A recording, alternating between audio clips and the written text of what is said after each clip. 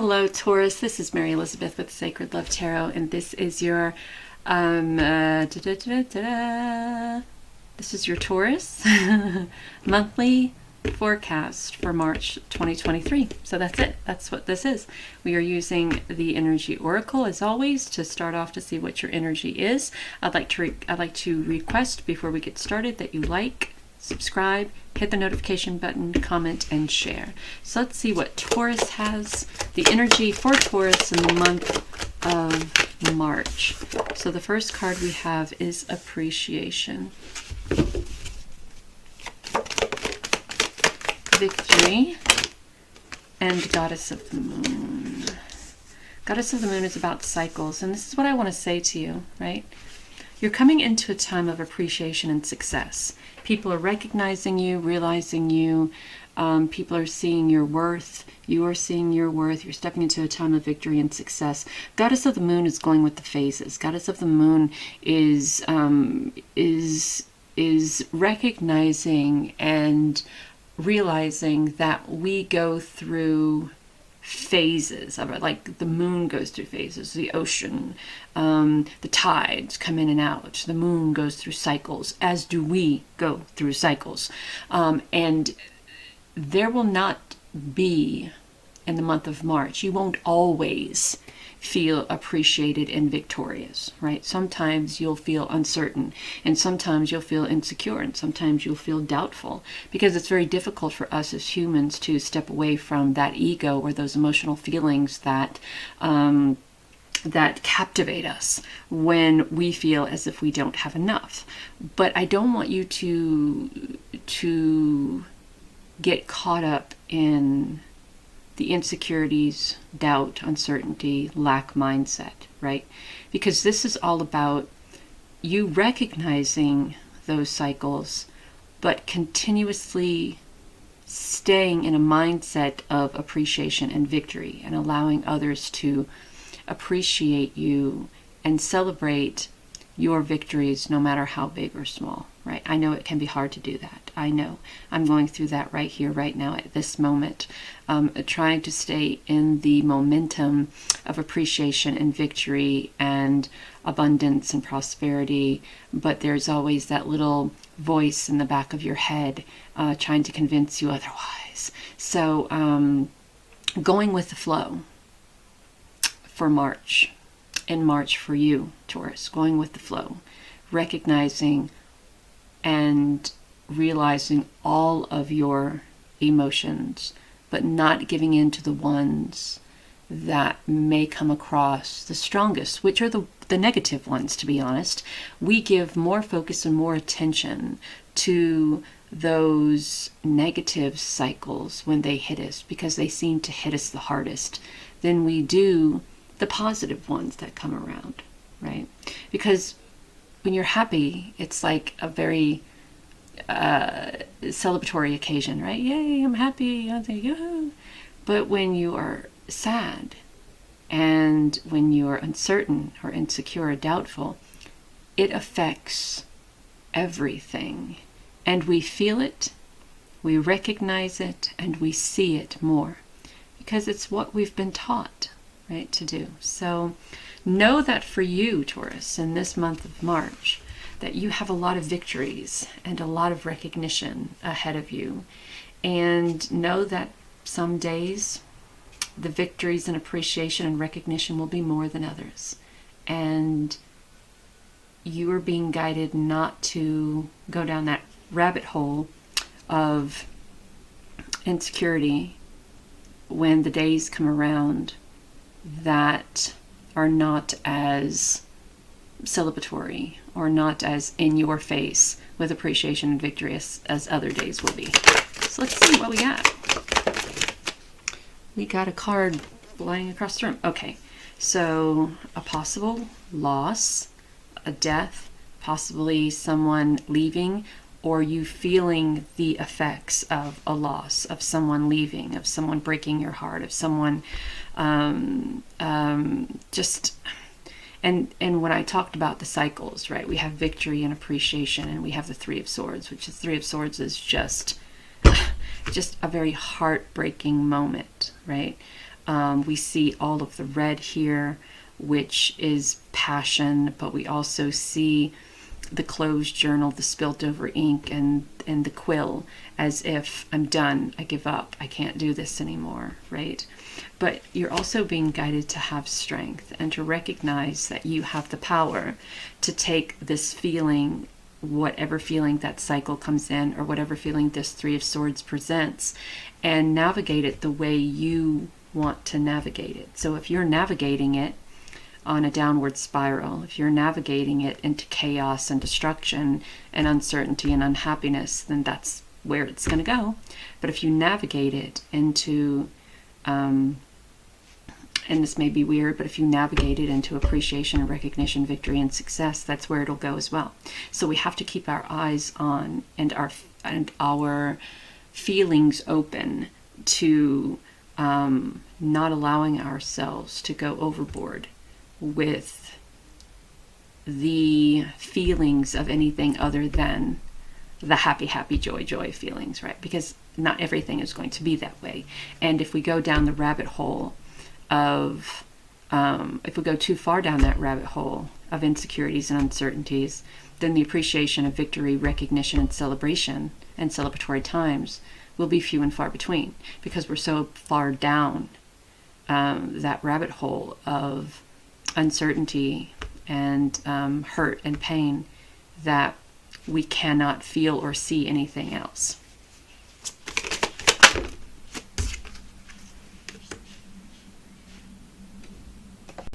Okay, sorry, I had a phone call. The Hierophant is about you now graduating from the student to the teacher and changing the way things are done, breaking that cycle, breaking the wheel, if you will. This is also about you changing family mindsets, right? Family poverty mindsets, family struggle mindsets, family insecurity mindsets. So I'll give you an example from my family. We come from a very poor background, right? And so all of my life, I was told you have to struggle. And when it comes to money or relationships, right, you have to struggle. And so when I got older, my relationship with people and money were struggles all the time. So we have to step away from that generational mindset, that generational poverty mindset, or generational insecurity mindset, or generational hurt or pain mindset. And that's what you're able to do with the Hierophant. You're able to change the way things are done. You're able to change the rules. You're able to probably break this generational thing. Be the first person in your family that you don't allow other people to dictate and determine your happiness and success and your victories, right? Be the first person in your family that doesn't feel that you need to scrape and struggle in order to be on top, right? The first person in your family who knows how to control those emotions to the point of not allowing bad things that happen, not allowing the bad things that happen to dictate and determine your success, your victories, your appreciation, your recognition. So you're coming a long way, and you're breaking a lot of molds, if you will. You're breaking down a lot of doors, and you're being guided to keep your eye on the prize and not allow anyone to distract you. Keep your eyes open and focused on what you want to do. What is your purpose here? What is your goal here, right? Is your goal to be victorious in your job? Is your goal to be victorious and be seen and appreciated by your friends, your family, your work, your, whatever the case may be? But we can't get distracted by our feelings and how everyone else is feeling, right? you'll have a lot of people say, well, I don't like the way you're saying that, or I don't like the way you're doing that, and it offends me and hurts my feelings. That's the new thing nowadays, is everybody gets their feelings hurt about something. So you can't allow people to distract you from the energy you possess and the ability that you have to change things with the energy that you possess, right? Because if we start doing things or stop doing things because other people are offended, then we have given all of our power over to those offended people. So try not to let anyone distract you from your game plan. All right. Okay, so we're walking away from heartache and heartbreak and walking into a renewal. Remember I talked about the generational poverty, getting away from that, you being the first one to kind of break that mold. That's the Wheel of Fortune. So you're stepping away from the heartbreak and heartache and pain and betrayal, disappointment, and you're now stepping into a time of a change of status, a change of fortune, being able to manifest anything that you could want, anything that you need, anything that you desire. A new house, relationship, love, better health, wishing upon that star. And sometimes we find ourselves defending ourselves, right? Why are you doing it this way? Why are you doing it that way? Why do you feel the need to do this? Why do you feel the need to do that? Why do you need to people, I talked about the being offended earlier. I talked about that earlier.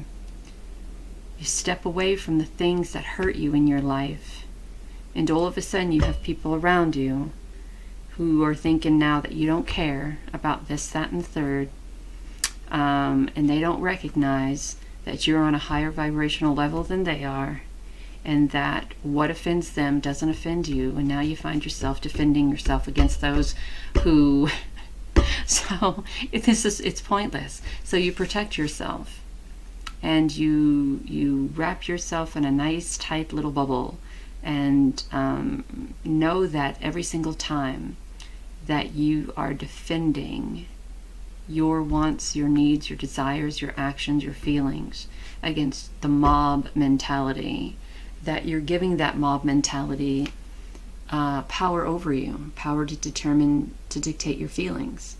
And that is not keeping your eye on the prize. That is not moving away from this heartbreak or heartache mindset. That is not taking control and stepping into a time of change, right? That's giving control and power over to others, and that's what we are not doing. All right, so we have you walking away from what isn't serving you emotionally, but kind of feeling like, because now you feel like you're on your own, like things aren't changing and things aren't going to get better. So with the Eight of Cups, this is walking away from what isn't serving you emotionally, right? But you're walking into a time of, see, we have the dirt here, and she's walking into a time of abundance and prosperity, and she's done with this. She's taken the bare minimum with her. She's not taken everything. She's like, look, this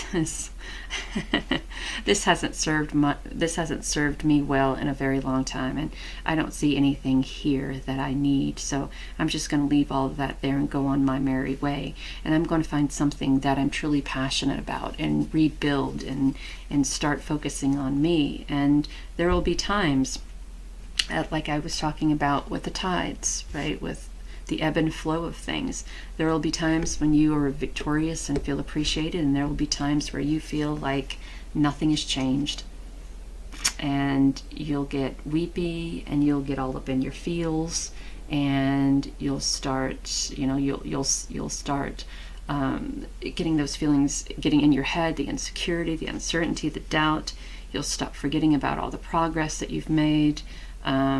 You'll start focusing on the heartbreak and heartache and the angst and the uncertainty and the abandonment And then we start giving that our power, and the little bird on the windowsill comes to you with a message, and that message is, stop. Tomorrow is another day. Take a nap.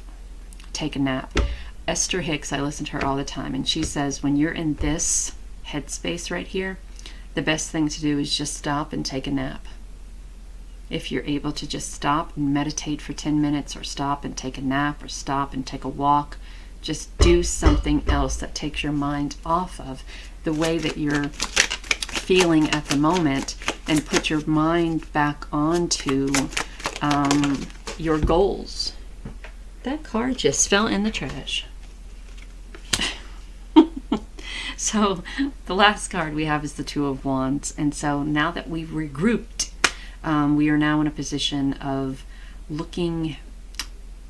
It's kind of like having the world in the palm of your hands, and knowing that you can imagine that perfect, wonderful, best life, and you have the opportunity to achieve it. You have the opportunity to achieve it. You have the passion, you have the creativity, you have the energy, you have the wherewithal, the know-how. So this is you imagining your best life, right? You took a nap, you're meditating, and you're imagining your best life. You're imagining what makes you happy. What makes you happy? What is at the end of your yellow brick road, right? So I'm going to pull a Divine Beloved card, or let one jump out of the deck. I want the first one that hit the cards, and that is this one. So here we go. Fear. I release all fear. I invite you, Divine Beloved, to move through me in all ways, guiding my actions in every moment. Let me release all fear and feel unbridled openness to the new. And that is what I want to say to you as we fix these cards. When you go forward into this new opportunity, as you go forward with breaking these barriers and breaking these walls and breaking the wheel, if you will, and getting focused and not allowing other people to dictate and determine your happiness, not allowing others to dictate and determine your future, not allowing others to dictate and determine what is best for you. Release the fear that you feel. Sometimes we do have that fear of failure. We do have that fear of the unknown. We do have that fear of making a mistake. We do have that fear of giving into fear.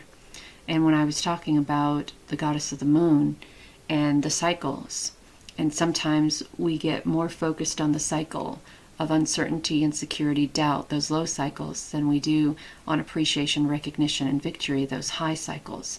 But you have the power to dictate and determine in the month of March what cycle you're going to move forward with. And there are a few times in March for you, Taurus, that other people are going to want to try to get you down and keep you down. But you got to walk away from that bullshit. And once you start feeling as if you have nothing, and nothing is coming, or nothing is happening, or nothing is manifesting, and you've been keeping your eye on the prize, and you're waiting for this new reveal, this new time, you're waiting for all of that. If you have any ounce of fear or uncertainty and insecurity about it, the energy that it takes for this new life of yours to appear is going to be minimal, because you're giving all of your energy into fear or to uncertainty or to doubt. So your job for the month of March, Taurus, is to find the victories where you can. Appreciate yourself and allow others to appreciate you. And when that low tide comes in and you just don't think you can take it anymore, take a step back. Reboot. Step into your courage and strength. Keep focused. Do the work that you need to do for you. Walk away from what is holding you back and keeping you down. And know that patience plays a huge part in this. You didn't get to where you are overnight, and you ain't going to get to where you're going overnight. It's going to take it's going to take a little bit of time to release that fear, to release that uncertainty, to release that doubt and insecurity. But you got it. You got this. We all got this. It just takes some of us longer than others. So have a great, wonderful, and beautiful March, Taurus. Until next time.